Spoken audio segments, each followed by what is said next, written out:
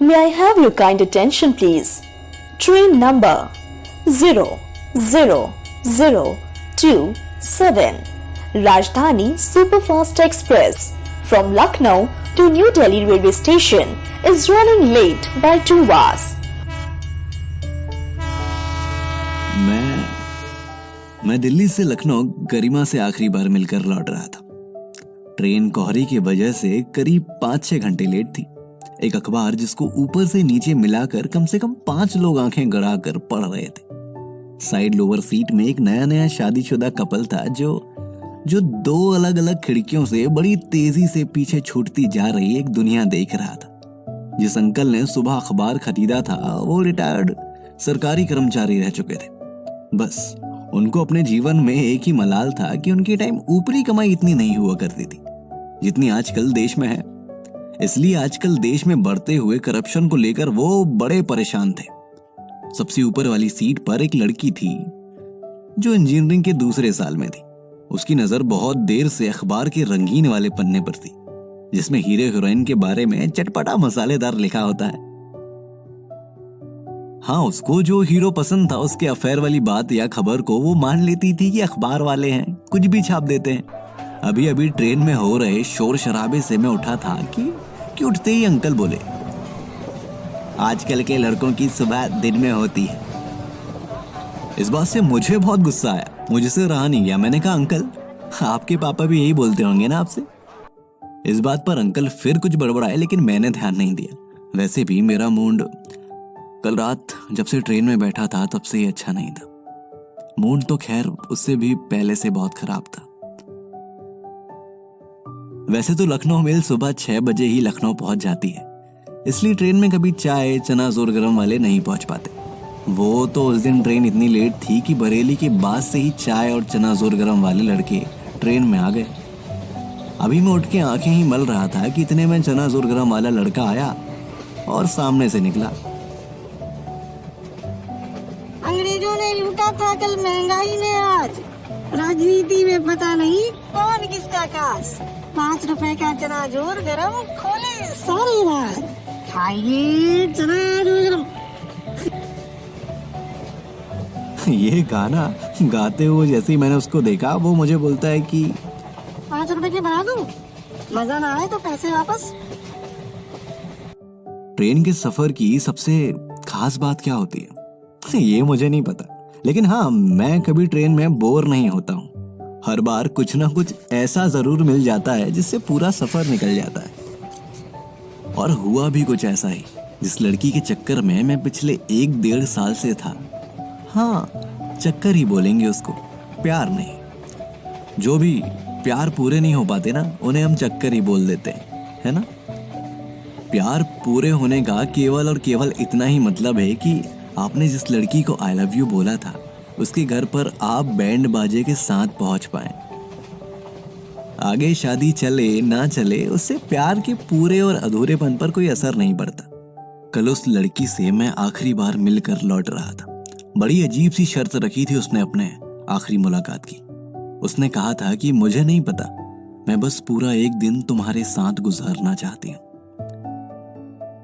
हम मिलते दिन में ही थे। वैसे रात में उसको अपने घर जो जाना होता था वो अपनी बुआ फूफा के साथ दिल्ली पे रहती थी और मैं लखनऊ में। लखनऊ से दिल्ली की दूरी ट्रेन में रात भर में तय की जा सकती है। कभी कभी बड़े ही रैंडम प्रोग्राम बनते थे हमारे। एकदम से पता चलता था कि बुआ फूफा एक दिन के लिए कहीं जा रहे हैं और ऐसे में कई बार मैं बिना रिजर्वेशन के ही लखनऊ चल देता था। आधा दिन बिताने पर पहुंचता था और रात को फिर निकल जाता था।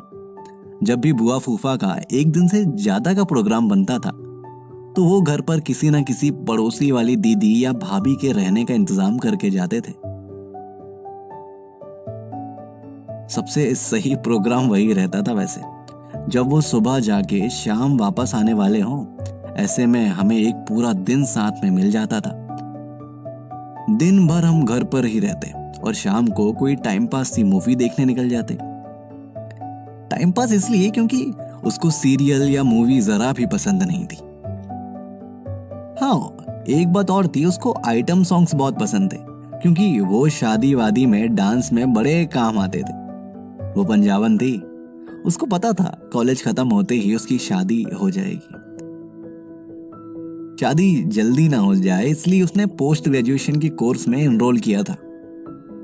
मुझको अक्सर मजाक में बोलती थी, देखो मैं तो शादी करूंगी और अपने पति को प्यार भी करूंगी, तुम्हारे लिए जिंदगी भर रोऊंगी नहीं, तुम भी मत रोना, सब भूल जाते हैं एक दिन, टाइम पास के बाद सब टाइम पास ही हो जाता है। इस बात पर मैं बहुत हंसता था और कहता था हो जाएगी हमारी शादी, और नहीं भी हुई तो टाइम पास तो हो ही रहा है। इस पर वो थोड़ा नाराज होने का नाटक करती थी और बोलती, लाइफ भी टाइम पास ही तो है, फालतू में इतने टेंशन। एक दिन ये बोलने के बाद उसने मुझे गले से लगा लिया और मेरे कान में काट कर कान में फुसफुसाई, अब ये टीपी क्या है, टाइम पास बुद्धू कहीं के।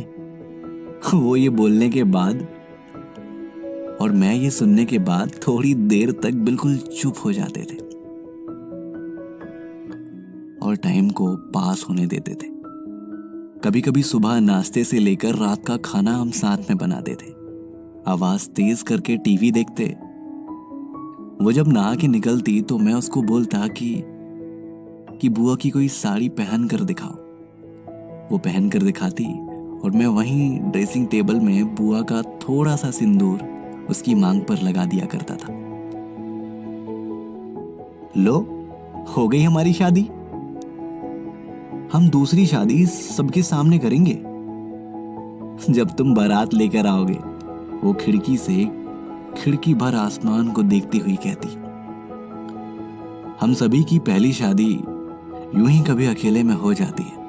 फालतू में ही हम बैंड बाजे वाली शादी को अपनी पहली शादी बोलते हैं और हम हर साल उसकी एनिवर्सरी मनाते हैं। इसके बाद हम बहुत देर तक रोते, पता नहीं क्यों, लेकिन बहुत देर तक। हर बार नाराज होके वो बोलती, तुम क्यों करती हो ये सब बातें बार बार? हाँ, अगर हमारी शादी नहीं हुई तो?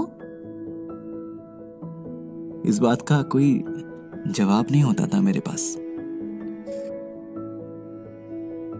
वो बुआ का घर मुझे एक दिन के लिए अपना सा लगता था। कभी ऐसा लगता नहीं था कि मेरे और उसके सिवा कोई वहां रहता भी है। ऐसे ही किसी बुआ या मौसी या अपने घर में बिना शादी किए एक दो दिन किसी के साथ रहने की बात अलग ही होती है। अच्छी या बुरी मुझे नहीं पता, बस अलग होती है, अलग।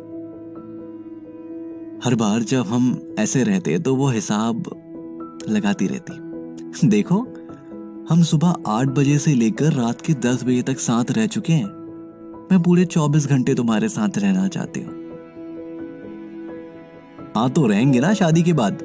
मैंने कहा नहीं, शादी से पहले रहना है मुझे। क्यों? शादी से पहले क्यों? इसलिए कि अगर तुमसे शादी नहीं हुई तो क्या? तो मैंने खींचकर पूछा। नहीं हुई तो कम से कम जब भी मैं घड़ी देखूं मुझे ये ना लगे कि इस टाइम मैं तुम्हारे साथ नहीं रही। मैं समझा नहीं। मतलब ये बुद्धू कि मान लो मुझे रात में 3 बजे तुम्हारी याद आई तो मैं ये सोच पाऊं कि एक बार हम रात के 3 बजे साथ रह चुके हैं। ये बहुत अजीब है, मैंने कहा। हाँ अजीब है तो क्या हुआ? प्रॉमिस करो अगर हमारी शादी हुई या नहीं हुई तो एक बार तुम मेरे साथ रात भर रुकोगे। ये क्या कर वो रोने लगी और मैंने भी प्रॉमिस कर दिया। इसके बाद हम वो सब कुछ करते जो हमें बार बार इस बात का एहसास दिलाता कि हमारी शादी हो चुकी है। ये सिलसिला उसके पोस्ट ग्रेजुएशन खत्म होने से 2 महीने तक चलता रहा। मेरा इंजीनियरिंग का आखिरी साल था और अभी नौकरी का कोई ठिकाना नहीं था। हम दोनों को मालूम था कि सब कुछ खत्म होने वाला है। लेकिन जब भी पता हो कि सब खत्म होने वाला है तो उस एक दिन का इंतजार करना और भी मुश्किल हो जाता है।